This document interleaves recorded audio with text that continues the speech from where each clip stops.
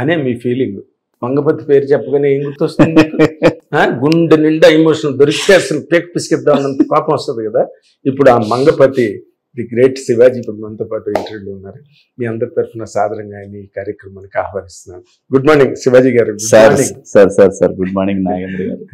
అది శివాజీ అని పిలవాలా? శివాజీ చాలండి. మంగపతి గారు అంటే అది గౌరవం, అది పాత్ర తాలూకు గౌరవం. అది అసలు కోర్టు సినిమా రిలీజ్ అయ్యి అంత పెద్ద హిట్, ఫినామినల్ హిట్ అయిన తర్వాత మీరు ఎక్కడ దొరకలేదు. అసలు ఏది మాట్లాడదామన్నా ఆ సినిమా గురించి, ఆ క్యారెక్టర్ గురించి, ఆ క్యారెక్టర్ గురించే సినిమా నిలబడింది అనే ఒక గొప్ప అపీల్ వచ్చింది ఆ సినిమాతో. మీరు దాన్ని ఏ విధంగా మీరు రిసీవ్ చేసుకున్నారు? దాని మీద మీ కామెంట్ లేదా దాని మీద మీ రియాక్షన్ ఏంటండి? నాకు తెలుసుకోవాలని అప్పటి నుంచి. అంటే సార్, ఇది డెఫినెట్గా ఇద్దరికి నేను థ్యాంక్స్ చెప్పుకోవాలండి. ఈ పాత్రని తీర్చిదిద్దిన దర్శకుడు, ఒక నటుడిగా ఉండి ఈ పాత్ర తాలూకు విషయం తెలిసి నాకు ఆఫర్ చేసినటువంటి నాని గారికి.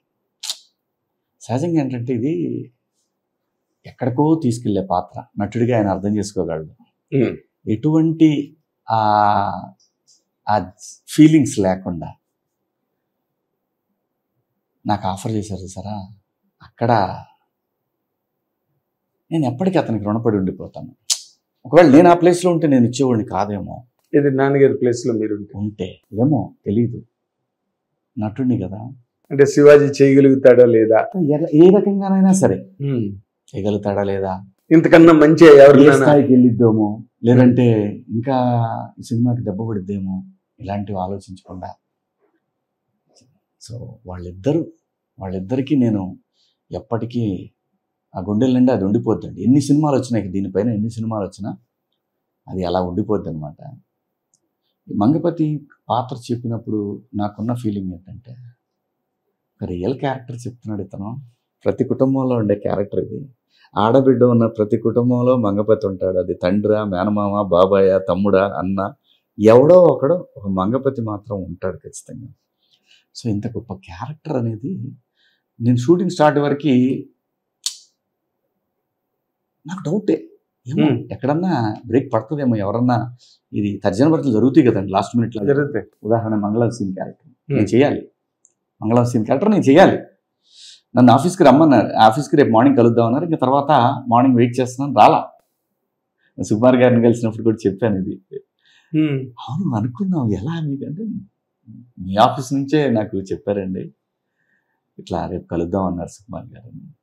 ఐ మిస్డ్ ఇట్ అనుకున్నాను. తర్వాత ఓకే, నేను సినిమా వాడినే కాబట్టి నాకు తెలుసు చేంజెస్ జరుగుతూ ఉంటాయి ఒక్కోసారి. అవును, లాస్ట్ మినిట్ చేంజెస్ అది వాంటెడ్గా అవాయిడ్ చేశారు కాదు.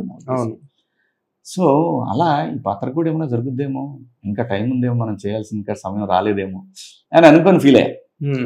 వన్స్ ఎంటర్ అయిన తర్వాత సార్ మీరు నమ్మరు, అది కళామ తల్లి గొప్పతనం, ఆ నటరాజు స్వామి గొప్పతనం.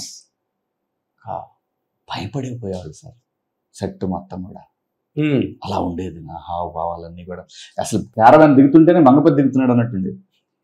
శివాజీ గారు మంగపతి అలాంటి ఒక ఎక్స్పీరియన్స్ అండి. లైఫ్లో కొన్నిసార్లు మాత్రమే వస్తుంది అనుకుంటా అలాంటిది.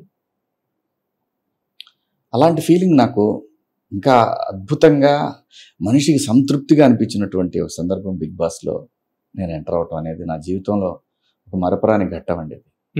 నా జీవితానికి నాకు పర్సనల్గా ఒక పరిపూర్ణమైనటువంటి శివాజీ ఎలా ఉంటాడనేది ప్రజల దాకా వెళ్ళింది. ఒక మనిషి తన క్యారెక్టర్ ఏంటనేది తెలుసుకోవడానికి ఒక అవకాశం దొరికింది చాలామందికి కూడా. అప్పటిదాకా మిక్స్డ్ ఉండేది శివాజీ అంటే అలాగే ఇలాగని. కానీ భగవంతుడు అనేవాడు ఒకడు ఉంటాడు కదా, నేనేంటి అనేది ఒకసారి చూపించాడు. నాకు పర్సనల్గా కూడా ఏమీ లేకుండా ఒక మనిషి బతకడం ఒక అద్భుతం. ఆ బిగ్ బాస్ ఆ 105 రోజులు ఒక స్వర్గంలో ఉన్నాను అనిపించింది నాకు. అవునా? అలాంటి ఒక భావం మళ్ళీ వస్తే మంగపతి అలా క్యారవాన్ దిగి వస్తుంటే మళ్ళీ లాస్ట్ మేకప్ తీసేటప్పుడే క్యారవాన్ ఎక్కేవాడు, కూర్చునేవాడు. ఎవడెవడు ఏం చేస్తున్నాడు, ఎలా చేస్తున్నారు, అలాగే కూర్చొని వాళ్ళు ఏమో సార్ అయితే చెయ్యి గురు, నేను ఇక్కడే ఉంటాను, నీకేంటి ప్రాబ్లం, చేయండి, ఏం పర్లేదు. అంటే ఇంతకు ముందు మీరేమో కొంచెం ఎంటర్టైనింగ్గా ఉండేవి, యూత్ఫుల్గా ఉండేవి, చిన్న కామెడీ ఓరియంటేషన్ ఇవన్నీ చేశారు మీరు. బట్ ఈ క్యారెక్టర్ ఆఫర్ చేసినప్పుడు మీరు నిజంగా నమ్మారండి నేను ఇది చేయగలను, లేకపోతే ఒక యాక్టర్గా తల్లి క్యారెక్టర్ వచ్చింది నాకు? భవిష్యత్తులో నేను చేయబోయే విభిన్న పాత్రలకి ఒక అంకురార్పణ జరిగిందండి మంగపతి క్యారెక్టర్ తోటి. ఎస్. నాకు చెన్నై నుంచి కూడా చాలామంది ఫోన్ చేశారు డైరెక్టర్లు. తమిళ్. ఆ పాత్ర అంకురార్పణ సార్, నేను ఏదైనా చేయగలను. ఇందిరా సినిమాలో అలా లెగిసి ఒకసారి ఆ చిరంజీవి గారి వైపు చేయి చూపించటం, అది చాలా సందర్భాల్లో చాలామంది యూట్యూబ్లో వేసేవాళ్ళు. అవును. ఆ తర్వాత ఒట్టేసి చెప్తున్నాను ఒక పాత్ర, ఇవి చూసినా కానీ ఏదో టైం రావాలి, వచ్చే వరకు అర్థం కాదు ఎవరికి ఎవరు ఎలాంటి ఆర్టిస్టు అనేది.